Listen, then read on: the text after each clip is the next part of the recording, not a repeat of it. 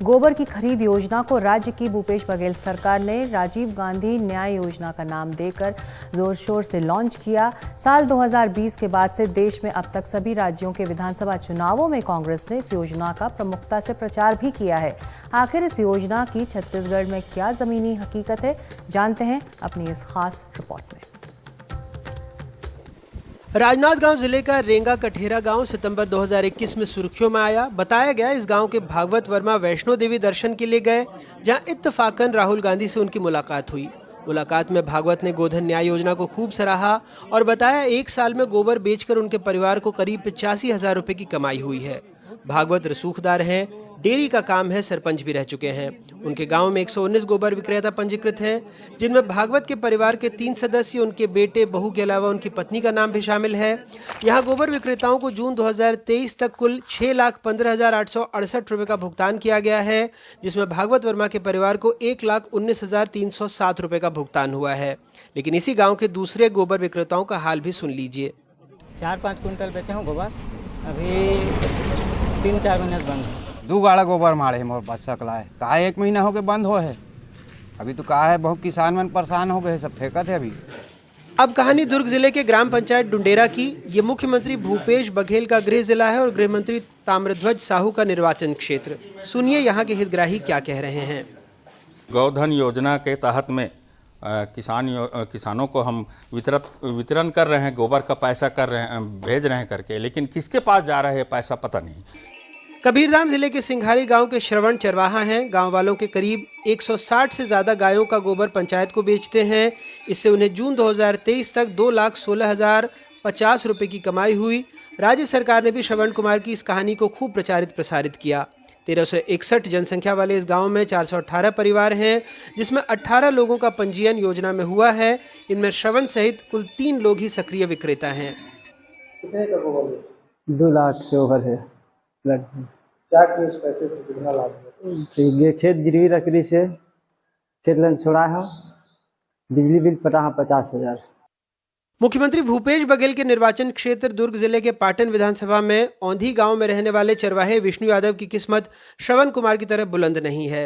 इनके गांव में गोबर खरीदी की व्यवस्था नहीं थी। कुछ महीने पहले ही गौठान बनाया गया है। गोबर विक्रेता के रूप में उनका नाम भी पंजीकृत कर लिया गया है, लेकिन 6 जुलाई 2023 तक उनसे 1 किलो गोबर भी नहीं खरीदा गया।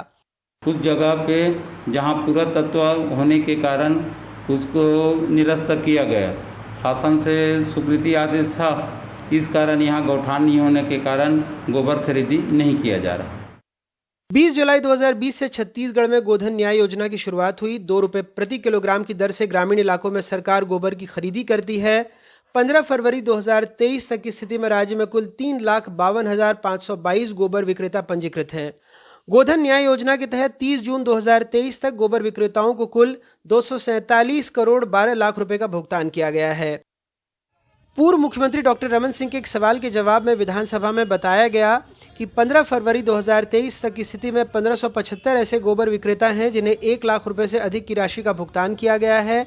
यानी लगभग 2 साल 7 महीने में राज्य सरकार को गोबर बेचकर 1 लाख रुपए से अधिक की कमाई करने वालों की संख्या कुल पंजीकृत गोबर विक्रेताओं की संख्या का 0.5% से भी कम है।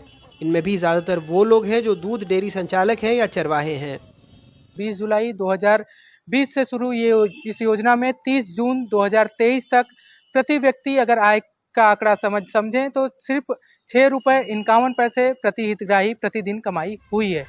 छत्तीसगढ़ की कांग्रेस सरकार की सबसे महत्वाकांक्षी गोधन न्याय योजना को बीजेपी हितग्राहियों के साथ अन्याय योजना बता रही है। इससे ये साबित होता है कि ये कांग्रेस की सरकार कितनी बड़ी धोखेबाज है। उसकी हर योजना केवल अखबारों में, इश्तिहारों में ही अच्छी लगती है। अगर उसकी वास्तविकता जानी जाए तो वो योजना धरातल पर भ्रष्टाचार के अलावा कोई परिणाम नहीं दे पाई है।